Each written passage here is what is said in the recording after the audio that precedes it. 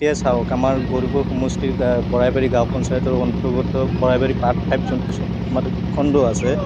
ইয়াতে যোনটো আমাৰ টিপকাই নদী বৈ আছে, টিপকাই নদী আমাৰ গৰাখহনীয়া যোনটো আমাৰ কাল ৰূপ ধৰিছে, ইয়াতে আমাৰ কমচে কম 200 মানুহ অলৰেডি ইয়াৰ পৰা মানে বেলেগ ঠাইত বসবাস কৰিয়ে আছে।